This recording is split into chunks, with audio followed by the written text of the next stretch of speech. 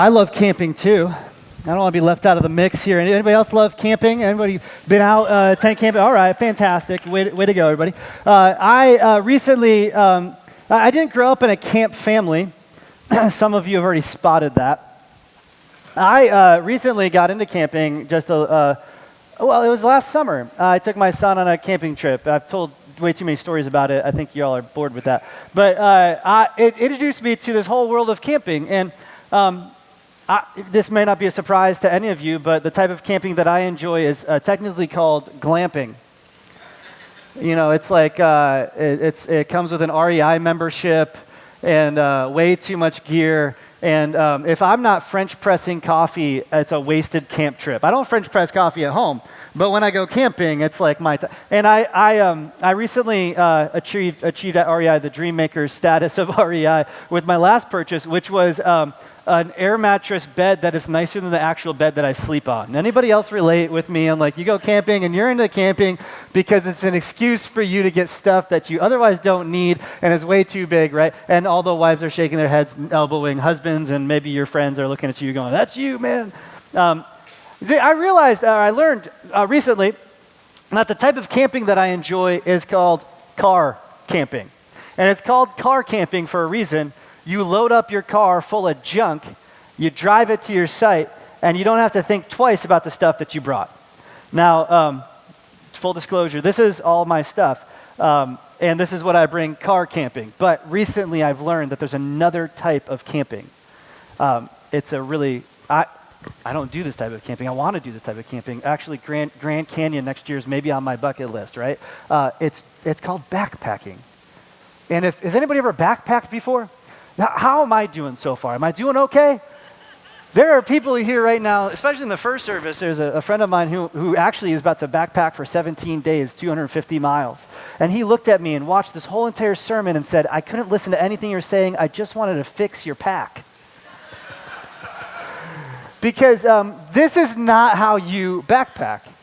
This is actually all of my car camping gear assembled as if it were a backpacking adventure. Here's my tent. Okay, I can't get it. I can't get it still. Todd? Tent. Everybody say check. Check. Sleeping bag? Check. Sleeping bag? Check. My pad and then my bag. Come on, guys, keep up. My favorite part of this pack is the hop you have to do to get everything situated. This is my camp blanket. I know, I feel like I'm a 4-year-old. But this is the blanket that I use at camp because it's so nice and cozy and warm. Anybody think that I'm doing so far so good on the backpacking thing? Not so much, not so much. As we talk about this series called Instructables, walking through the book of Proverbs. Let's see if I can make it up these stairs. Dear Lord. All right, 2 services down, made it. As we talk about Instructables and the Proverbs, how wise people build great lives, one of the categories that Solomon has told us is that there's these 2 types of people in the world. There's wise people and there are foolish people, the wise and the fool. And we've spent a lot of time over the past couple of weeks talking about how wise people seek out wisdom. They're not foolish with their money. They actually see how money has a positive and a negative side. Even wise people are going to guard the condition of their heart. But there's another type of person that Proverbs indicates for us, and it's what I'm trying to illustrate for you today. It's not me being a fool, although certainly I'm making a fool of myself right now. Actually, it's this. Proverbs classifies people as being either humble or proud. What I want to submit to us all today is that the trail of life will reveal to you whether you are humble or whether you are proud. A humble person will actually look at themselves and say, I know who I am, I know how far I can go, I know what I need, and they will pack accordingly for life. But too many of us are proud. We're overpacking our bags in life. We imagine that we have the capacity to carry more than we actually can. We haven't done the work it takes to realize that there are specialty items to help us on our journey ahead. You know a proud person because they show up to a camping event looking like this. They have things in the wrong places. They're carrying way too much weight. They're the type of person who overpacks the dumb things for a camping trip. Not really dumb. I don't want to say it this way, but I've got books in here in case you want to know what I read on a camping trip. It's The Moral Vision of the New Testament by Richard Hayes. It's a great book. You should read this twice a year. Angela Martin from the office wanted me to bring this one too. This is The Purpose-Driven Life. Just some books that I'd like to read around the campfire. But taking up space in my pack. And proud people think they can carry everything. And proud people go through this life and they think to themselves, well, what harm is it if I take on too much? And today what Solomon is going to show us about pride and humility is that, ironically, proud people hurt themselves. That almost all of the problems that you will inflict upon yourself come from one very core problem. It's the problem of pride. Eventually, the proud packer, the proud person who's backpacking with way too much stuff, will get worn down, not by other people, but by step after their own step along the long trail of life. I think this is a metaphor that Solomon could probably applaud or look at and, as he shared some wisdom with his kids. This is what Proverbs 3:34 says. He says that God mocks proud mockers, but shows favor to the humble and the oppressed. This is a really key verse in all of the Proverbs. In fact, it's so key, the New Testament picks it up 2 separate times. James quotes this verse and Peter quotes this verse. And both times, they, in their Greek version of it, say that God opposes the proud but gives grace to the humble. And I think you and I have a lot to learn today as we think about pride and humility. Pride is revealed on the trail of life. They help us see the character that we have in our lives and some of the adjustments we need to make to them. Pride and humility, it's a mega theme of the Bible. That God opposes the proud but gives grace to the humble. And if I could just maybe step away from the backpacking example for a moment, pride and humility have been, I think, tricky categories for me to identify in my own life throughout the years. And here's what I mean. There are some things in life, like backpacking, which I have clearly never done, that I realize I would be a fool to start. Without some sort of guidance, without some sort of help. It's easy for me to be a humble backpacker because I know that I don't know. But there's all these other areas of my life where I've actually got degrees in things and I've got a lot of experience in things and I should be really, really, really like world class at some of these things. And it's hard for me, maybe it's hard for you, to identify in yourself the way that your pride creeps up. When I've read that verse, that God opposes the proud, that God mocks proud mockers but gives favor to the humble, I have oversimplified this in my own life. Maybe you have too. To ask myself this question, well, if everybody's prideful, if everybody has pride, and everybody needs to grow in humility, then how much humility does it take to be a humble person, and how much pride can I tolerate in my life and still be a humble person? And that is a wildly nefarious goose chase for us all. If we think about these categories of pride and humility as what are the bare minimum requirements for me to be classified as a humble person, we will all be missing out on the ruthless, tried and true, stated over and over again lesson in the Bible that God wants us to be ruthlessly vigilant in attacking pride in our lives. And he wants us to expend maximum effort to gain humility. I'll say it this way. The 2 lessons that Solomon has for us today is that we would turn from selfish pride and that we would pursue selfless humility. I just want to take those 2 topics and kind of walk them out for us through the Proverbs together and show the 2 sides of this coin as it works out in our lives. Everybody with me today? Oh man, you guys are way more with me than the first service was. Thank you guys. Let's keep this going. First reason that Solomon lays out for us to pay serious attention to our pride and live a humble life, it's because pride cultivates my own foolishness. Pride cultivates my own foolishness. Here's Proverbs, I believe it's Proverbs 16. Pride goes before destruction. A haughty, that just means an overinflated sense of self. A haughty spirit comes before a fall. I heard this time and time again in my family growing up. My mom would try and smack pride out of us, not physically, but verbally, by saying, hey, pride goes before the fall, Dan. We can think about this in the sense of Goliath standing before the Israelite army, declaring his victory before he's even fought. Proclaiming his success before it's ever happened.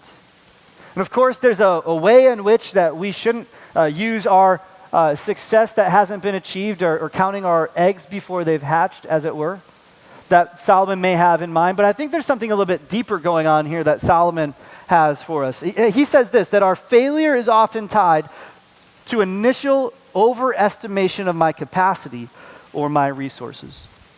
I want to say this a little bit more clearly. What Solomon has in view here, the pride that exists in my own heart that he's trying to point out to us, is this overestimation of what I can carry in my life. That if you and I don't accurately assess who we are and what we can do, we will become the fool who is proud, carrying too much, and we won't have anyone to blame except ourselves.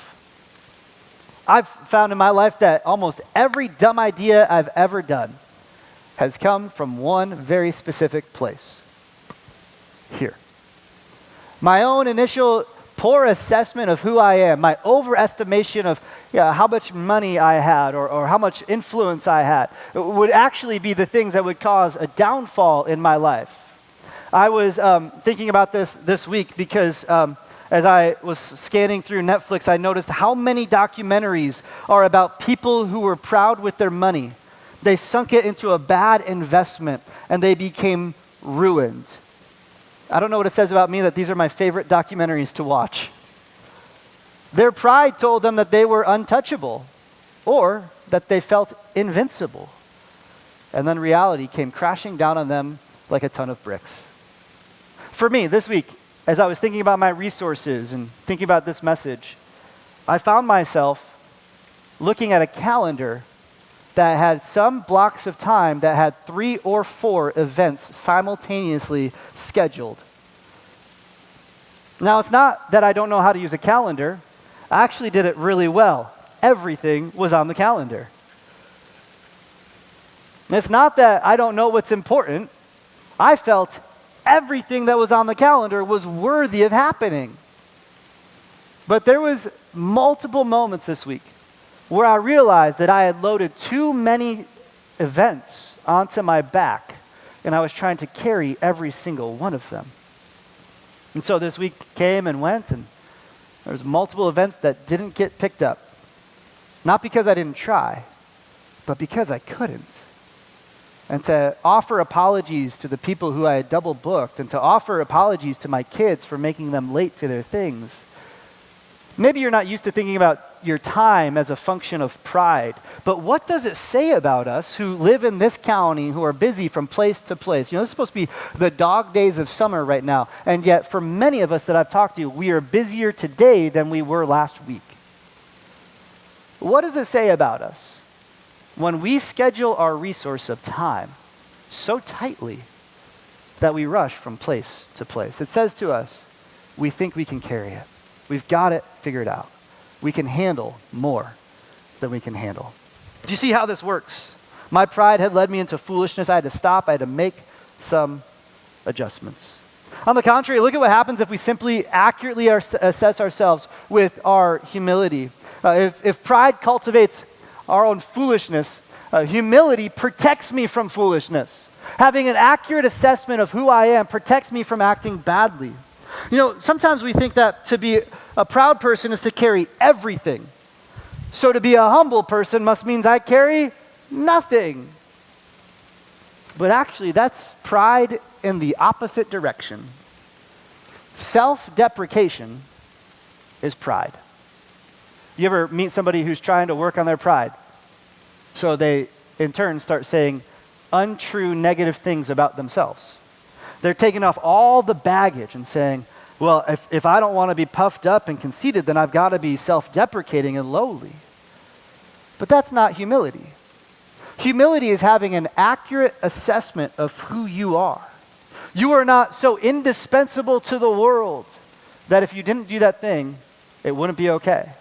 But you're also not so insignificant that if you weren't there, you wouldn't be missed. Listen, Solomon tells us that your life is important. How you live is important. We cannot make the mistake of making ourselves indispensable. We cannot make ourselves the mistake of making ourselves irrelevant. With humility, we recognize the important place that we live. We have an accurate assessment of ourselves, and then we tailor our pack for this life, for how to walk the journey ahead of us. Look at what Proverbs 11 verse 2 says. Here's how it protects us. When pride comes, then comes disgrace. But with humility comes wisdom. An accurate assessment of my pack for my backpacking journey would have given me just a momentary glimpse to say, I can't actually carry this pack that long. And so wisdom would say, you need to actually go and spend some more money at REI, Dan.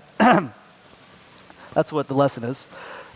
No, you'd have to go get equipment tailored to the task to actually find yourself the right things.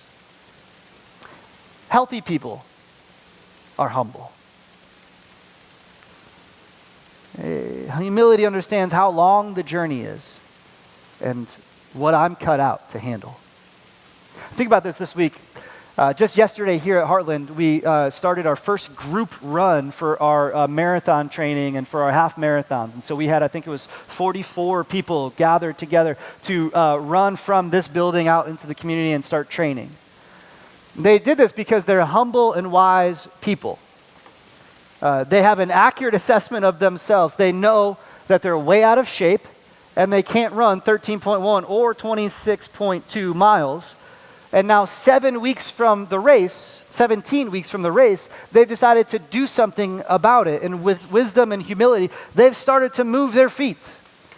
A person who says, well, I think I can just run 13 miles, no problem, without an honest assessment of themselves, we would certainly call that person proud.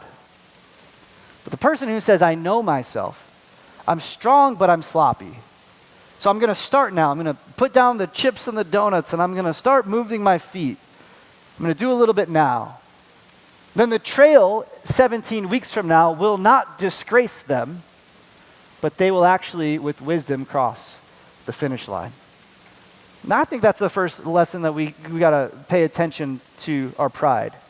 We ought to be maximum alert against pride in our lives because pride will lead me into my own foolishness, but my humility can protect me from my dumb self. That's a quote. You can put that on Twitter. Second reason, pride blinds me to the truth. Pride blinds me to the truth. Pride distorts our perception. It's like a cataract on your eye that alters your internal vision. If you disregard the cataract, it will forever mess up your sight. I read this week that cataracts are the #1 leading cause of physical blindness in the world.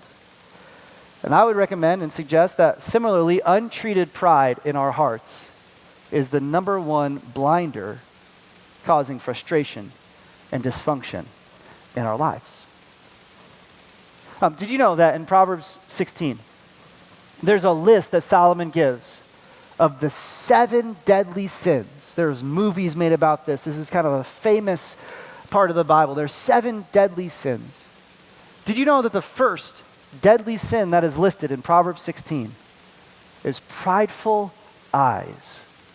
#1 on the list, deadly sins, is pride.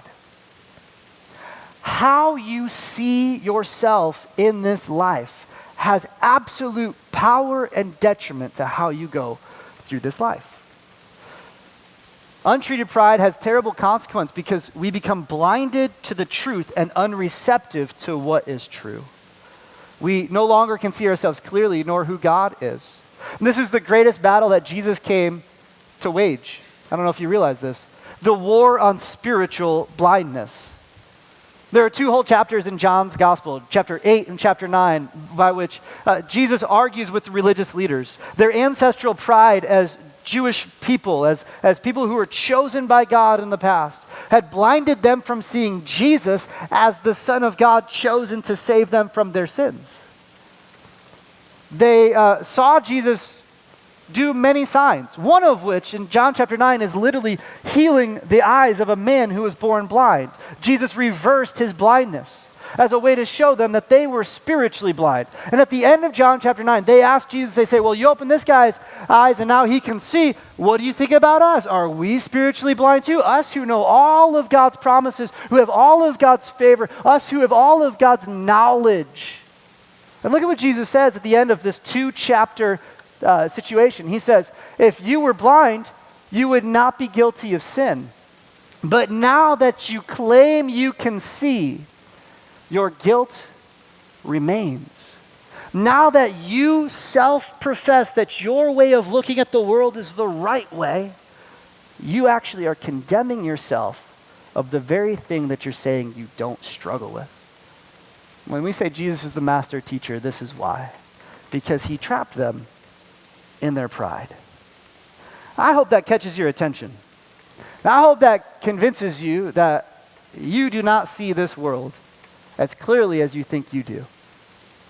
One of the hardest things to do today is to publicly change your mind about how you've thought about a thing. But when each one of us realizes that we don't actually see the world perfectly, and I hope I'm making this case to you, but I don't actually see the world perfectly. Do we agree on that? When you realize it, it actually allows us to be non-defensive when I'm confronted with my own deficiencies. What we learn on the flip side, if pride blinds me from what's true, then humility helps me see and accept it. This is what we see here in Proverbs 15. This is those who disregard discipline despise themselves. But the one who heeds correction gains understanding, can actually see what is true. Wisdom's instruction is to fear the Lord, and humility comes before honor. I'm very excited about this series because in a couple of weeks we're going to actually look at a verse like this and talk about how to fight fair in relationships. How to fight fair in your relationships. I said that. How to fight fair in your relationships. How to receive hard things and how to engage when you disagree. That is a message that I myself need, so I will not be sharing that message. I'm really excited for the person who is. I hope you'll tune in the next couple of weeks. But for us to be able to make it through that message is going to require a little bit of humility and recognizing that success on the trail of life requires that I receive honest feedback and correction in my life, that I can receive hard truths. When I was 18, I had a mentor who I thought was really cool because he was in his late 20s. And I thought it looked really good to everybody else that I, as an 18-year-old, had a mentor who was in his late 20s. Almost twice my age. I had someone who was full of wisdom. And it looked really good that I had a mentor at 18 who was in his late 20s. I was not necessarily interested in his mentorship. I was interested that people knew that I had a mentor who was in his 20s. How wise was I to have a mentor in his 20s? You get what I'm pointing to. And I enjoyed this person until he tried to mentor me. And I remember it very clearly. He remembers this too. The day that he finally picked up on something in my life. I remember at 18, he looked at me and said, Dan, you're a really delightful person to be around. You're very easy to hang out with, and your friends enjoy you. But as a leader, I want you to know that I've noticed something in your life that could be a real problem for you going into the future. And if you don't get a hold of it now, I'm really worried that you'll never fully realize the potential that God's put inside of you. He said, you are a very prideful person. And I remember looking at him, listening to him say these things that assaulted my soul, and thinking back, and this is really, truly not proud about this, but realistic. I want to give you the realistic play-by-play. In my mind, I remember stopping listening to what he was saying and throwing up my defenses and thinking about this guy. I don't want to be like this guy when I grow up, because he doesn't see clearly the confidence that God's put inside of me. This guy's a loser. Now, as I grew, and as I walked the trail of life with an overloaded backpack, time and time again, what he tried to warn me from were stones that I continued to stumble over. And if you know me in any sense of knowing someone, it's not hard to see the areas of pride in my own life. This is maybe the besetting sin of every single one of us. But he had challenged me, and I wasn't willing to listen because of my pride.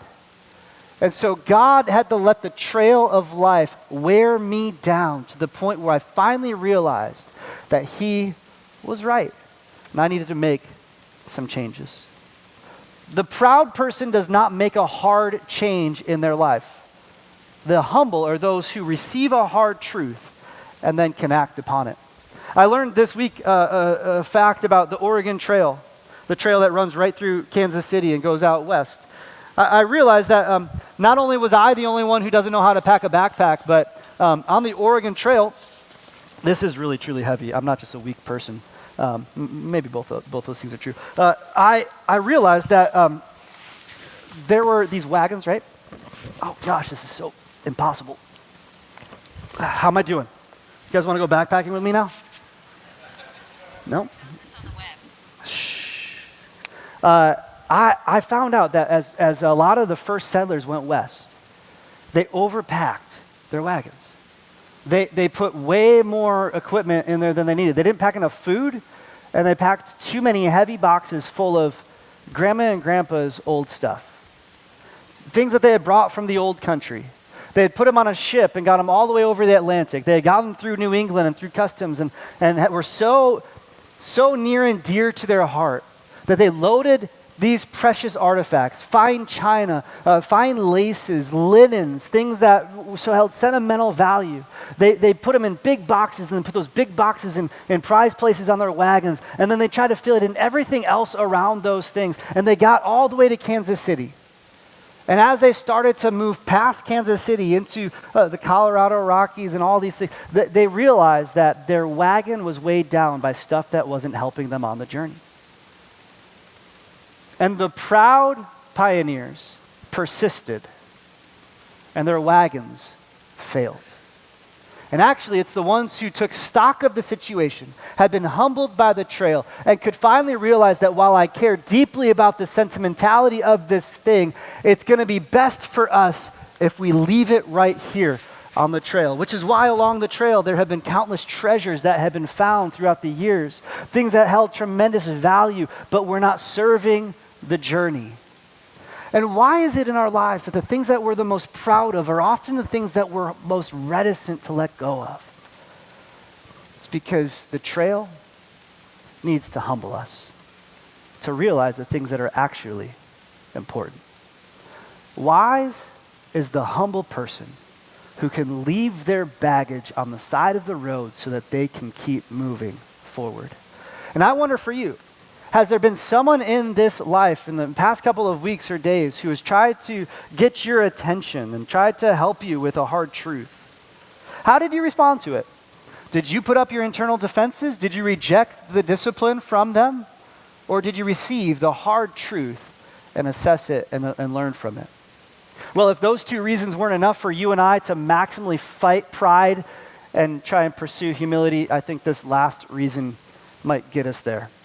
Here's what it is that pride, Solomon says, actually puts me in opposition to God.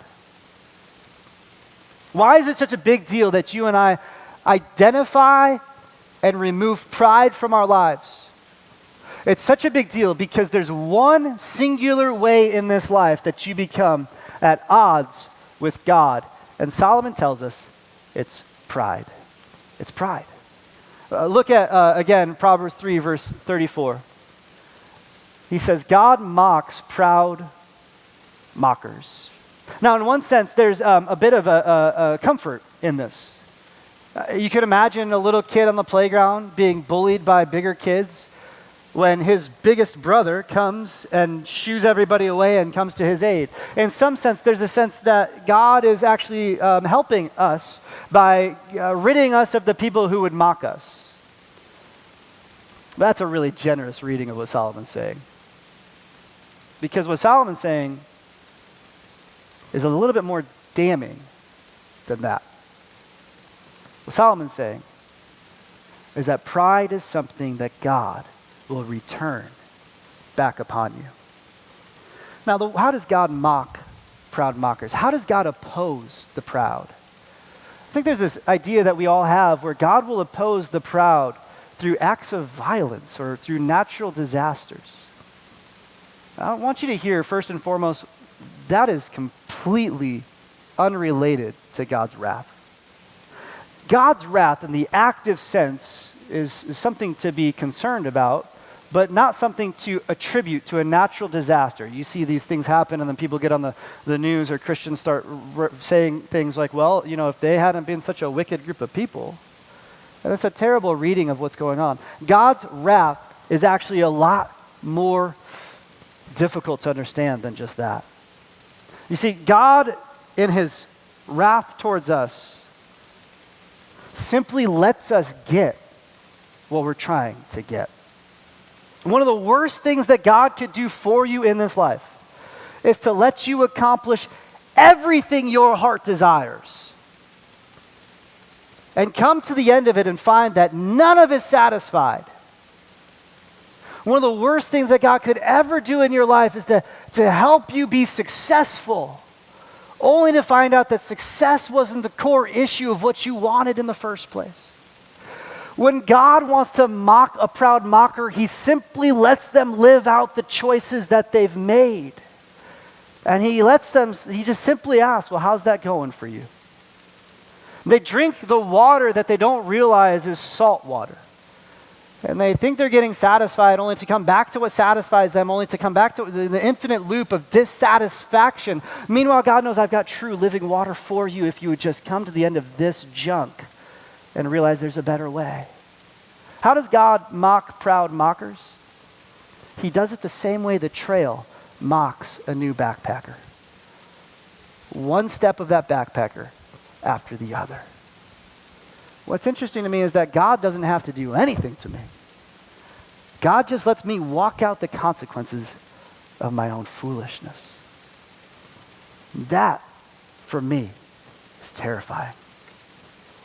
So much of life, when it feels like God is against me, might actually be because I've postured myself against God by living as if I can carry everything in my life, my time, my resources, my money, my relationships, that I can manage everything, that I don't need at all. Pride says, I don't need. I don't need you. I don't need help. I've got this. And there's a better way. There is water that is not filled with salt. And it comes, again, through humility. If pride puts me in a position that is opposite of God, humility actually aligns me with God and his favor. God opposes the proud, but he gives grace to the humble. Not all the proverbs in this series are going to be promises. Not every proverb in the Bible is a promise. Sometimes they're just general bits of wisdom.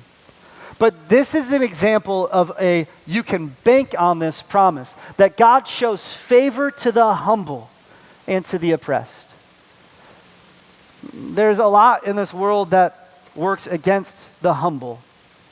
Very little in this world actually favors the humble. But God chooses to favor the humble. It's those who have humbly recognized that they're in need, they don't have it all. They've unpacked their life, and they're actually asking God, could you carry this for me? When they do that, they find that God not only stops opposing them, but he partners with them to pick up their stuff. And even better, those humble people find the favor of God is lived out because he doesn't just carry your stuff, he carries you.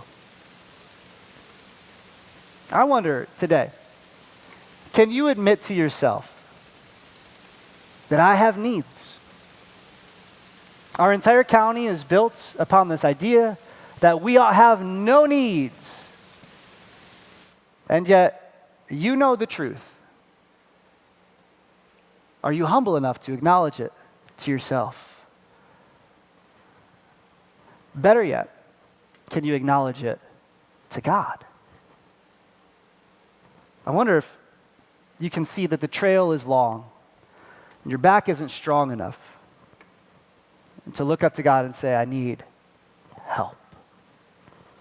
I wonder if you can look around at the cross of Jesus Christ, who came to this earth. Jesus came not because we were all healthy, but because we were sick.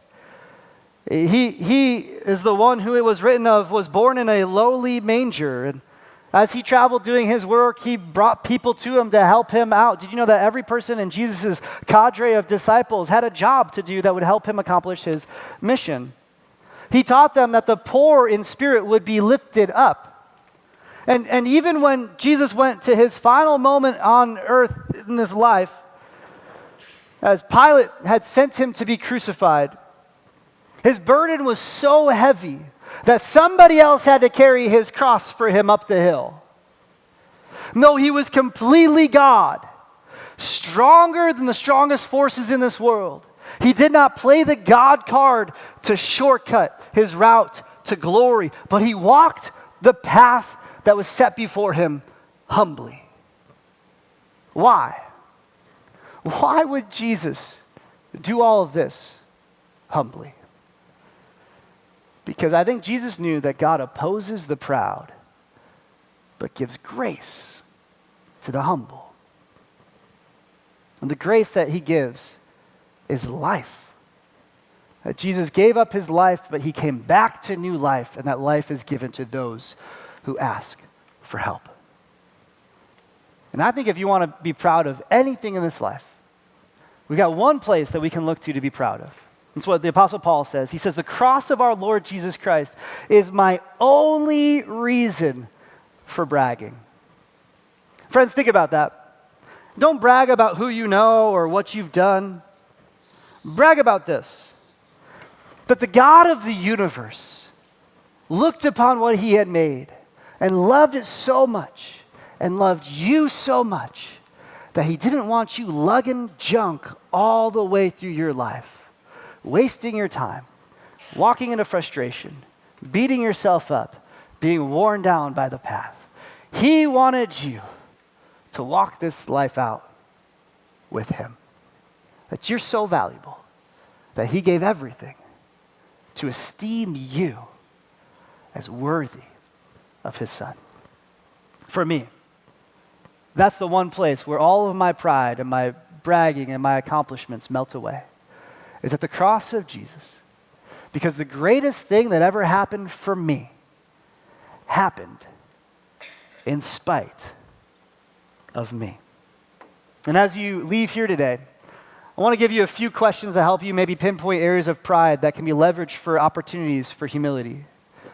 I think sometimes I give conversation starters. I don't want you to talk about these questions with anybody. I'm going to give you 5 questions today, right here, right now, and I want you to think through these on your own to see, are there areas in my life where I'm living with pride? Am I lugging bags of rocks through my life that God wants me to put down? I'll give you these. I want you to take a screenshot of these, put it on your phone, review these every once in a while, and ask yourself, how am I doing? Am I a humble person? There's a lot of questions we could ask. These are 5 that I think capture big categories. Here's the first question. Do you budget time, energy, and finances in a way that reflect self-importance or true humility? As I do an audit on my time, as I do an audit on how I give my energy, who do I give my best energy to? As I give my finances, who do I give my best money to? Is it all for me, or do I have a humble, open-handed posture that says I'm actually walking this life out for God. Here's number 2. Can you easily celebrate other people's successes? Can you easily celebrate other people's successes? I've got a very short story. I'll share it with you. This week, my 8-year-old baseball players were playing a game, and a kid from the other team hit a home run. Not one of those like inside the park, lots of error type things. He legit hit the ball over the fence. Nobody was expecting this. The kid wasn't expecting this. He hit the ball, and he stopped on first base, and his coach had to tell him, you get to keep running. They can't stop you. The ball's over the fence. When that happened, 9 out of the 10 players from my team who were on the field went like this. But there was one boy who was the kid who the ball went over his head. One boy saw the ball fly over the fence, and from left field, I watched him do this. Everyone else was looking down, kind of kicking the dirt, and he went like this. He didn't clap for him. I wish he would have. He didn't high five him. I wish he would have. All the coaches were going crazy for him. And yet I saw something in this kid's eye where his opponent did something incredible. And he stopped for a moment to wonder at it. You know, the next game, which is a couple days later this week, the next game, I had that kid lead off. And he hit the first pitch of the game, I kid you not, just as far as that other kid did, but it was 2 feet foul. I don't even care. Because while this 8-year-old doesn't have maybe the emotional words to say this, watching his enemy succeed made it possible for him to imagine doing something that he thought was unimaginable. And humble people reach higher heights because they easily celebrate other people's success. When's the last time that you celebrated success? Here's another 3. When's the last time you admitted that... let me say this one slower. When was the last time you admitted that you were wrong? Said these words, yeah, I see it now. I can see how me doing that was so wrong. And then better, will you forgive me? Or how can we make this right?